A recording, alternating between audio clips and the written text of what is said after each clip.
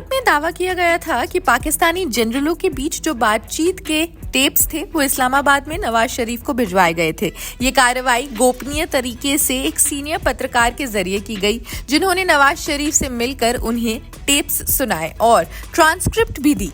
इस बात का जिक्र रॉ के पूर्व एडिशनल सेक्रेटरी बी रमन ने साल 2007 में 22 जून को एक मैगजीन में किया।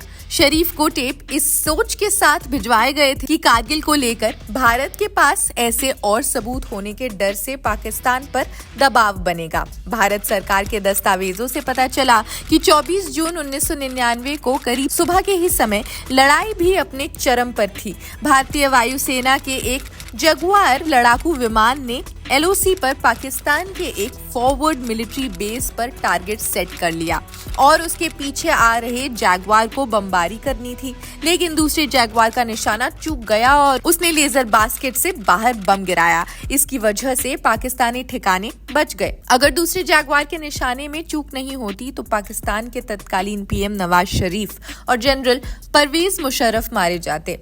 हालांकि पायलट को इस बात की जानकारी नहीं थी कि परवेज मुशर्रफ और नवाज शरीफ वहां मौजूद थे। अगले दिन सभी को इस बात की जानकारी हुई कि पाकिस्तान के इस मिलिट्री बेस पर PM नवाज शरीफ और सेना प्रमुख परवेज मुशर्रफ आए थे। कारगिल युद्ध के समय नवाज शरीफ और मुशर्रफ इस फॉरवर्ड बेस पर सैनिकों को संबोधित करने पहुंचे थे। साथ ही अटल बिहारी वाजपेयी की सरकार ने वायुसेना को LOC पर ना करने की भी हिदायत दी। शुरुआत में भारतीय सेना ही नहीं बल्कि सरकार को भी इस कब्जे वाली बात पर यकीन नहीं हो रहा था। ऐसा इस वजह से था क्योंकि कुछ ही समय पहले तत्कालीन PM अटल बिहारी वाजपेयी ने एक प्रतिनिधिमंडल के साथ पाकिस्तान जाकर लाहौर में गर्मजोशी के साथ शांति और विकास के साथ कई सारे समझौते किए। हालांकि इस बात की खुफिया जानकारी मिलने के बाद अपनी खास प्लानिंग के साथ पाकिस्तानी सेना को भारत ने खदेड़ दिया। कारगिल युद्ध में भारत ने भी अपना बहुत कुछ गंवाया, लेकिन पाकिस्तान को पूरी तरह से तबाह कर दिया। इस जंग में भारत के करीब 527 जवान शहीद हो गए थे। वहीं पाकिस्तान के 2700 से लेकर 4000 सैनिकों की जान चली गई। इतना ही नहीं, भारत ने पाकिस्तान को दोहरी मार दी।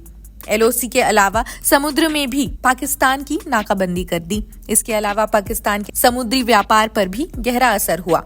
नवाज शरीफ ने इस बात को मान लिया कि अगर भारत के साथ युद्ध कुछ और दिन चला तो केवल 6 दिन का तेल ही बचा हुआ था। खैर, इस किस्से में बस इतना ही। बाकी और खबरों के लिए भी जुड़े रहिए जनसत्ता के साथ। शुक्रिया।